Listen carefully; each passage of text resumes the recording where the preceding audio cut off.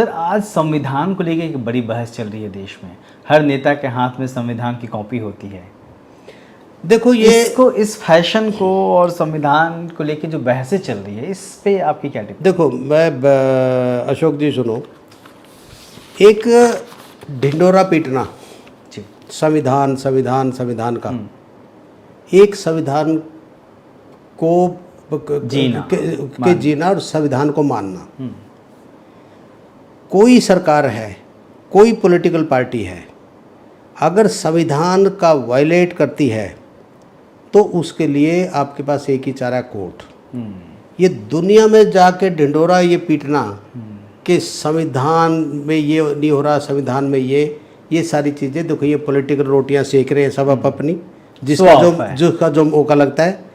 जहाँ होता है यस, उसका स्पेसिफिक बोलें, बताएं कि देखो इस केस में या इस आदमी के खिलाफ संविधान को वायलेट किया है, संविधान की धज्जियां उड़ाई, उसके लिए कोर्ट्स में आप जा सकते हैं और कोर्ट से आप वो कंसर्न पार्टी रिलीफ ले सकते हैं। सर, इसमें एक चीज़ और भी पिछले दिनों में देखने को मिली कि संविधान को लेकर जितनी बातें हुई, पहले संविधान मतलब न्यायालय तक सीमित था, अब संविधान लोगों के घरों में है, कॉपियाँ, मैंने लोग जागरूक हैं कि ये संविधान है।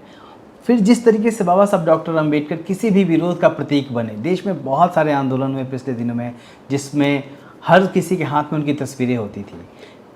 ये इसको कैसे देखते? मैं आपकी बात से सहमत नहीं हूँ कि लोग जागरूक हैं संविधान से, बिल्कुल जागरूक नहीं है। अगर जागरूक हो तो कहाँ तो डिस्क्रिमिनेशन हो, कहाँ कास्ट इश्यूज हो, कहाँ रिजर्वेशन पे उंगली उठाए और क्यों रिप्रेजेंटेशन ना दे। तो ये समझ ना समझ टोटल, और अगर समझ है तो उसकी तरफ आंखें मूंद लेते हैं।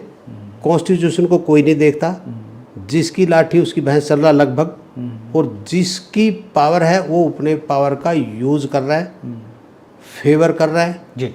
नेपोटिज्म, फेवरेटिज्म हाई उस पर है।